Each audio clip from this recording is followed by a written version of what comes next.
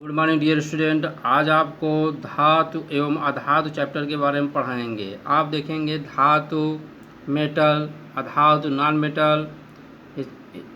धातु में देखेंगे भौतिक गुण और रासायनिक गुण होते हैं। धातु में तत्व देखेंगे sodium, potassium, zinc, copper, iron, aluminium. अधातु में देखेंगे इसके भी भौतिक गुण और रासायनिक गुण होते हैं chlorine, bromine, iodine, sulphur, oxygen, carbon.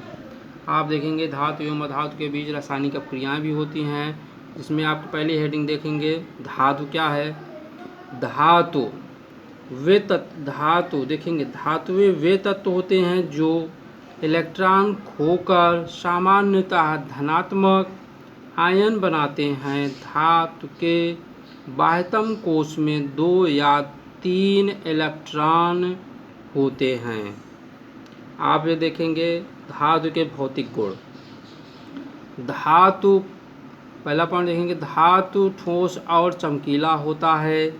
दूसरा पॉइंट ये ऊष्मा एवं विद्युत के सुचालक होते हैं। तीसरा पॉइंट धातुएं तन्य होती हैं। चौथा पॉइंट धातुएं आघातवर्ध होती हैं। पांचवा पॉइंट धातुएं ध्वनिक होती हैं। अगली हेडिंग देखेंगे तन्यता। तन्यता क्या है? धातुओं का वह गुण जिनसे उनको खींचकर पतला तार बनाया जा सकता है। धातुओं के इस गुण को तन्यता कहते हैं। जैसे सोना सबसे अधिक तन्य धातु है। Ag सोना 1 ग्राम सोना से आप 2 किलोमीटर लंबा तार खींच सकते हैं। आघातवर्धता आप देखेंगे इसमें धातुओं का वह गुण जिनसे उनको हथौड़े से पीट कर पतली चादर बनाई जा सकती है। धातुओं के इस गुण को आघातवर्धता कहते हैं। जैसे सोना तथा चांदी सबसे अधिक आघातवर्ध धातुएं हैं। अपवाद स्वरूप कुछ भी हैं। नोट पॉइंट में देखेंगे अपवाद में क्या क्या हैं। जैसे Hg तरल, मरकरी जिसे बोलते हैं, कमरे के ताप में।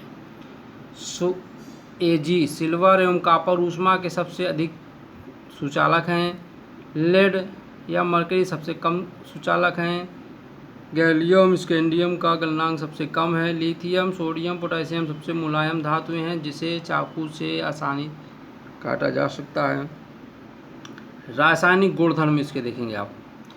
पॉइंट पहला है धातु ऑक्सीजन से अपक्रिया कर धातु ऑक्साइड बनाते हैं। आप इसमें देखेंगे धातु प्लस ऑक्सीजन बराबर धातु ऑक्साइड बनाएंगे।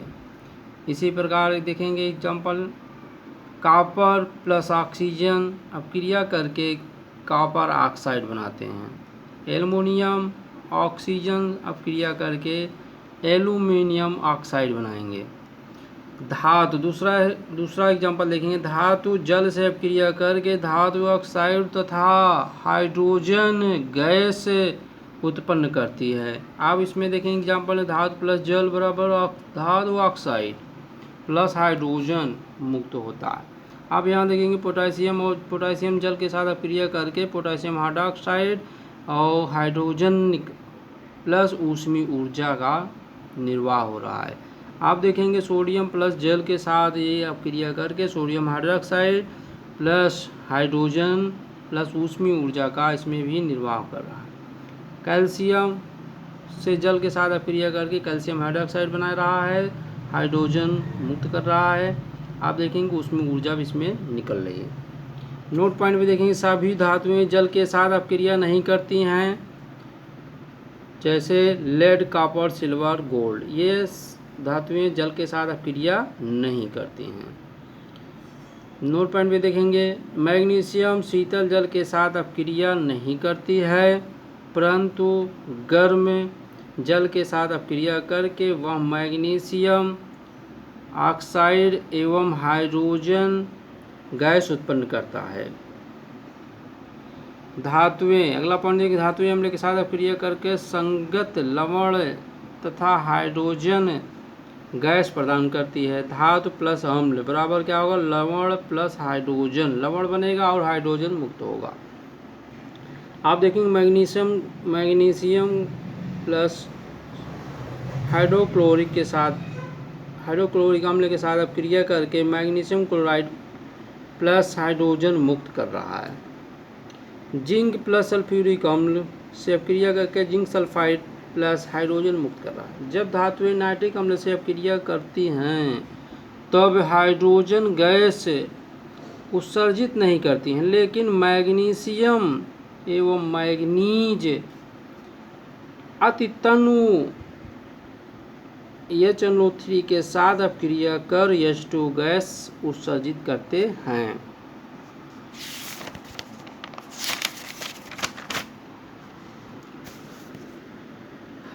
आप देखेंगे HNO3 एक प्रबल ऑक्सीकारक है जो उत्पन्न H2 को ऑक्सीकृत करके जल में परिवर्तित कर देता है। नाइट्रोजन स्वयं N2O, NO एवं NO2 में अपचयित हो जाता है। एक्वारेजिया, अगली हेडिंग एक्वारेजिया। एक्वारेजिया किसे कहेंगे आप देखेंगे, सांद्र हाइड्रोक्लोरिक अम्ल एवं सांद्र नाइट्रिक अम्ल का 3:1 अनुपात मिश्रण को एक्वारेजिया कहते हैं। इसे प्रबल संक्षारक भी कहते हैं। नोट पॉइंट पे देखेंगे, यहाँ सोना को गला सकता है, यह सोना को क्या कर सकता है, गला सकता है, जबकि दोनों में से किसी में अकेले यह क्षमता नहीं होती है। अगली हेडिंग आप देखेंगे सक्रियता श्रेणी। सक्रियता श्रेणी क्या है, वह सूची जिसमें धातुओं की क्रियाशीलता को अवरोही क्रम में व्यवस्थित किया गया है उसे सक्रियता श्रेणी कहते हैं। धातुओं की क्रियाशीलता आप इसमें देखेंगे क्या क्या आता है। उच्च क्रियाशील धातुएं, उच्च क्रियाशील धातुएं कौन कौन सी हैं, sodium, potassium, sodium, calcium, magnesium, aluminium. आप देखिए मध्य क्रियाशील धातुएं कौन कौन सी हैं, जिंक, आयरन, लेड, कॉपर। अब निम्न क्रियाशील धातुएं कौन है, सिल्वर और गोल्ड। आप देखेंगे ट्रिक इसमें देखेंगे क्या है, कृष्ण ने कहा मुझसे अली, यानी कि potassium, sodium, calcium, magnesium, Al अर्थात अली। जरा सुनो फिर भी हम कुछ कदम, अर्थात जिंक, आयरन, Pb अर्थात भी, हाइड्रोजन, H, कुछ कॉपर। आगे ना जाएं, यानी कि Ag और Au। आप देखेंगे सोडियम को क्लोरीन में डुबोकर क्यों रखा जाता है। क्वेश्चन बन रहा है, सोडियम को केरोसिन में डुबोकर क्यों रखा जाता है।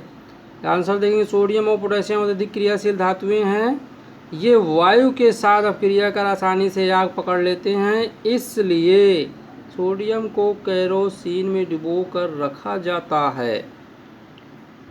अगला देखेंगे आयनिक यौगिक, इसको अगले वीडियो में बताया जाएगा।